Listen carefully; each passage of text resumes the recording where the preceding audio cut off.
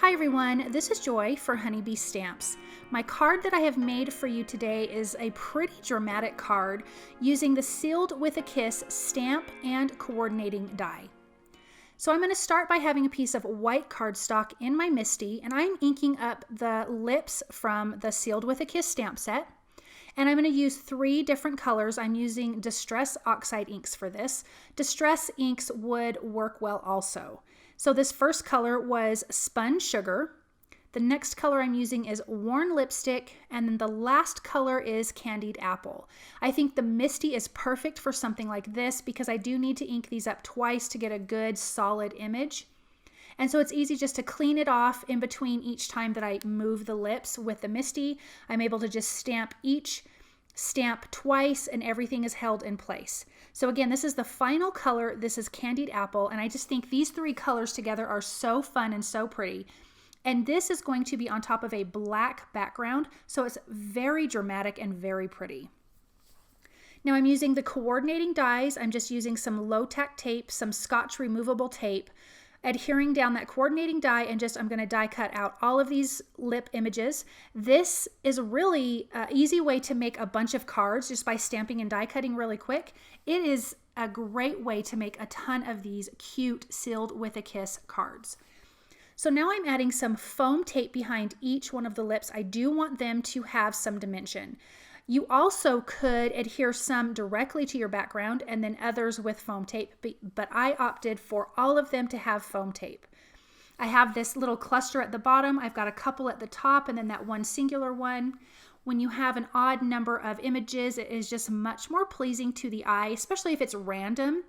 Having the odd number really just, your brain likes it. It just looks good. It makes you feel good. So I'm just kind of turning these all kinds of wonky, different from each other. And I'm going to trim off the excess once I'm all done adhering everything down. So I will trim that off around the sides.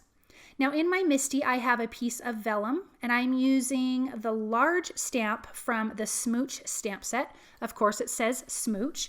I prepped my vellum with an anti-static powder tool. I used VersaMark clear embossing ink and stamped my image. And then I'm going to use white embossing powder. Now make sure that your heat tool is very hot before you take it to your vellum because you really don't want to warp it. So mine was super hot, so it melted it really, really quick. Now I'm using the coordinating dies for the Smooch stamp. I started with the largest die, and I actually end up changing my mind once I have it cut out. I wanted a little less vellum around the outside.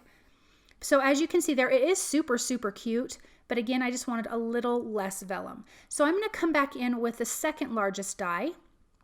I'm just going to line that up carefully around where I've done the heat embossing. I'm just using some low-tack tape. This is Scotch removable tape.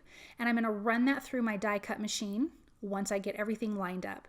And then I just have a little bit of a smaller shadow around the stamped and embossed image.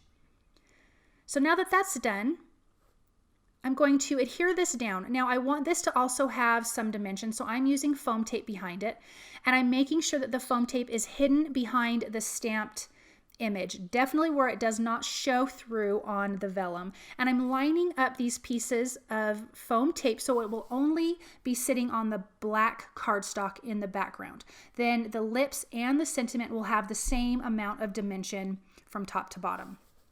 But doesn't that look super, super cute? I love how this card turned out. Now I'm going to come in with the other sentiment, and it has a little bit of foam tape on that, so this has even more dimension than the rest of the card. And it says, "Here comes a," and then of course you've got your Smooch. Now I'm coming in with the Crystal Mix Dewdrops and the Reflection Dewdrops. In the Crystal Mix, I'm using the really tiny, tiny ones. The Reflection Dewdrops are the other sizes, and I've just scattered those all around and used the liquid glue to adhere those.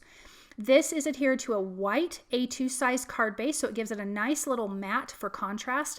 And look at how pretty this card turned out. It is super, super dramatic.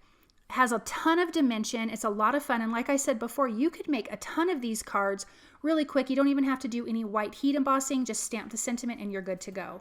Thank you guys so very much for watching. You can find all of these products listed and linked below that I used for this card. I'll see you guys soon. Bye.